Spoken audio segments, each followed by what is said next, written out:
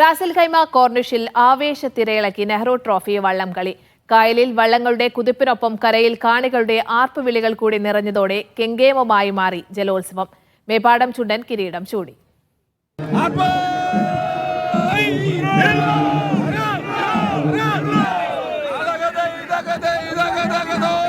അടുത്തതായി മത്സരിക്കാൻ പോകുന്നത് ആയുർമിന YMC റാങ്ക്.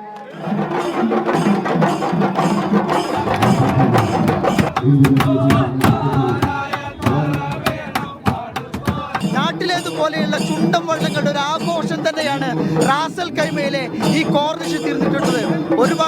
ഒരുപാട് ആളുകളാണ് ഈ ആഘോഷം, ചുണ്ടൻ വള്ളത്തിന്റെ ആഘോഷം കാണാനായി ഇവിടെ എത്തിയിട്ടുള്ളത്.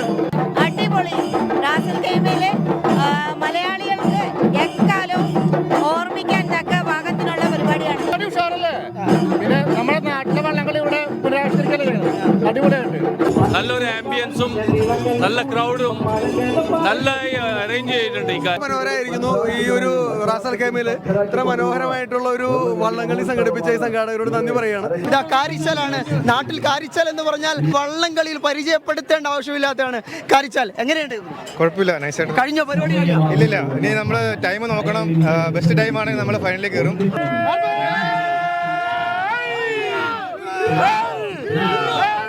ആലപ്പുഴയുടെ മണ്ണിൽ നിന്നാണ് വരുന്നത്.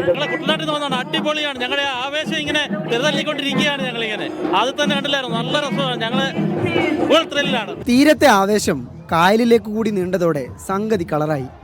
കാരിച്ചാൽ ചുണ്ടനും ചമ്പക്കുളവും മേൽപ്പാടം ചുണ്ടനും പായിപ്പാടനും കാവാലം ചുണ്ടനുമെല്ലാം ഓളപ്പരപ്പിൽ അലകൾ തീർത്തു.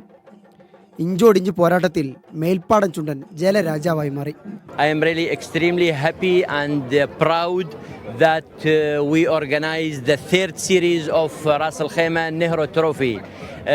We are happy that all Keralite in Ras Al Khaimah and all over UAE joining us here and enjoying the race of the Keralite culture. Looking forward to see more players, looking forward to organize more events. As our event is successful, we are promising that we will repeat this event once, twice and thrice. രണ്ട് വിഭാഗങ്ങളിലായി 20 ടീമുകൾ തുഴയെറിയാനെത്തി. വിദേശത്തു നിന്നുള്ള ടീമുകളും മത്സരത്തിലുണ്ടായിരുന്നു.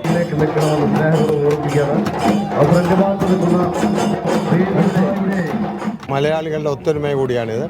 പ്രത്യേകിച്ചും ഇത് തീർച്ചയായിട്ടും മലയാളികൾ എവിടെ ഉണ്ടെങ്കിലും അവിടെ ഒരു ഇതുപോലുള്ള പൈതൃക കലകൾ ഞങ്ങൾ ഇവിടെ റാസൽ ഖൈമയിൽ കൊണ്ടുവരും. റാസൽ ഖൈമ ഇന്ത്യൻ അസോസിയേഷന്റെ പിന്തുണയിൽ മറൈൻ ഇന്റർനാഷണൽ സ്പോർട്സ് ക്ലബ്ബായിരുന്നു വള്ളം കളിയുടെ സംഘാടകർ. ഓളപ്പരപ്പിലെ ഈ ആവേശത്തിനൊപ്പം കട്ടക്ക് കൂടെ നിൽക്കുന്ന മലയാളികളുടെ മനസ്സാണ് റാസൽ ഖൈമ വള്ളം കളിയുടെ വിജയം. ക്യാമറമാൻ യാസിർ അറഫാത്തിനൊപ്പം അബ്ബാസ് മുഹമ്മദ്, റാസൽ ഖൈമ.